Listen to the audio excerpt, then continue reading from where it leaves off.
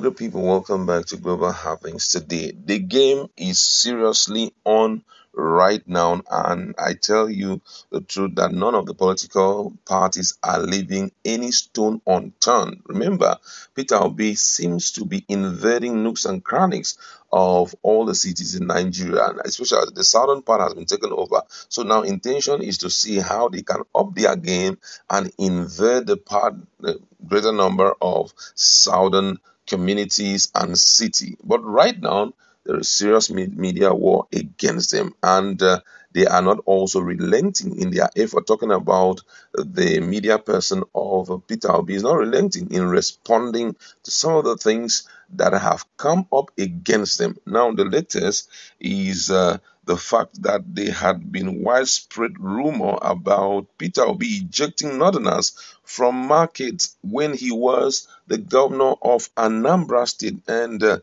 intention of that is to see how they can play down on his importance, his competency, and his verified achievement. We're going to be looking at what the response of his media advisor is right away. Now, according to the news, Valentine Obianyem, media advisor to presidential candidate of Labour Party, Peter Obi, has counter false claim of his principal ejecting Northerners from market in Anambra State.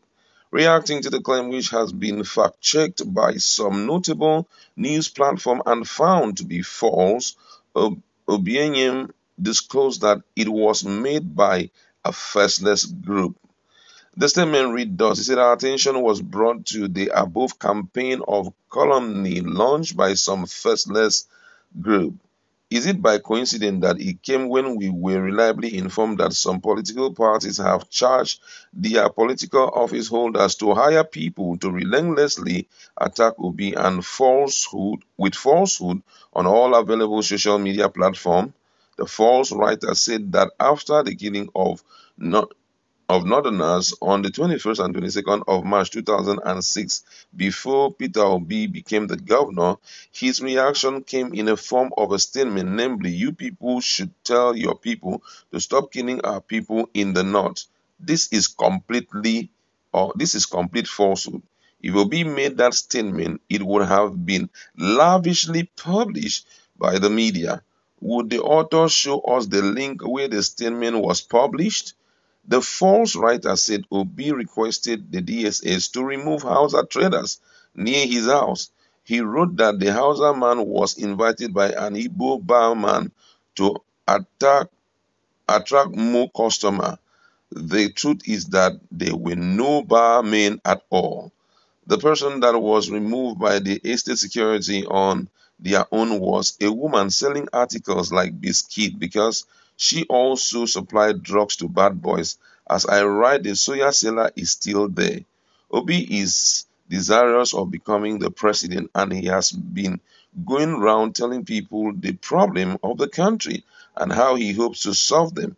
He expects our other contestant to do the same rather than sponsoring falsehood to pitch him against the people.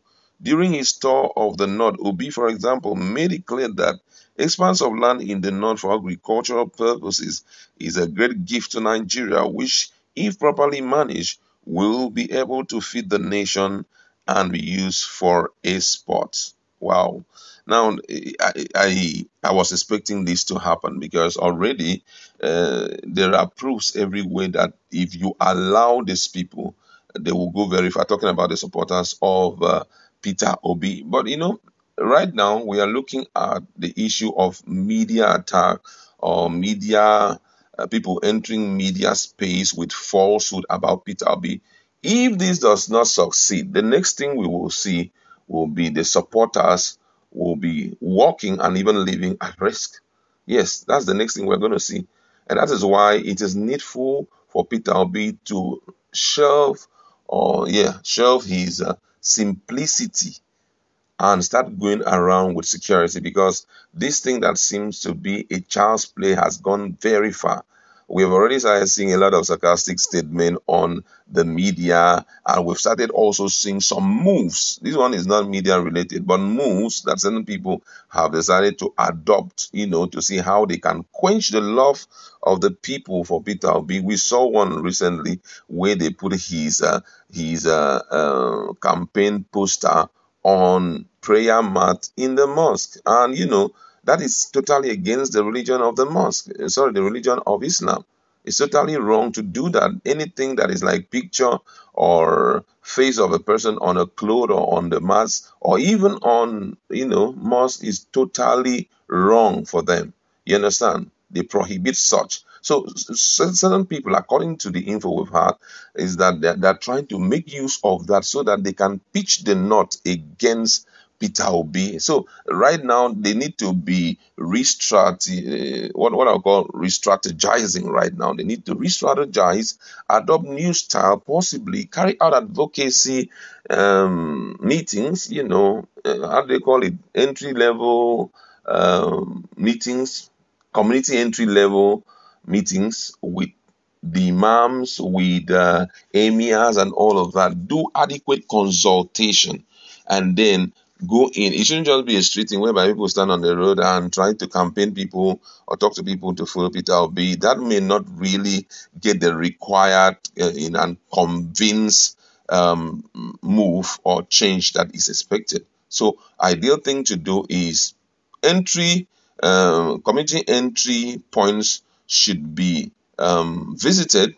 You meet with those who are like stakeholders, key stakeholders in the state, those who are like protectors of the territory, like the emirs and the likes, community heads. You meet them, advocates for Peter Obi, and then invite him over to come and talk to the people. An interpreter will be on ground and all of that. His words and how it's been interpreted will go extra mile to convert the heart of the people. Right now, Nigeria is at a point where they are no more interested in whether you are from my ethnic background or not. After all, we've seen people who are from the northern part of the country be president of Nigeria, but then we continue seeing all manner of issues go on, especially in the area of insecurity and all of that. So right now, it's a matter of bombarding their minds with word. But then Peter Obi must be protected. Oh, they shouldn't be playing games with security when it comes to that one. There is nothing like management. Get enough people, private companies, and also security agencies. Get them to work with him wherever he goes to, because the only reason you can do whatever you want to do, your intentions, your goal, and all of that, is when you have life. When there is no life, my brother, there is no way you can do anything. So the ideal move right now is to see how they can protect him more, and also make sure that you communicate speedily whenever falsehood is being spread against him on the media. This is really, really important. Would like to leave it there. What's your standpoint in respect to these media falsehood that have suddenly been given a lift by some faceless beings who most people presume are parts of other political parties? Let's interact.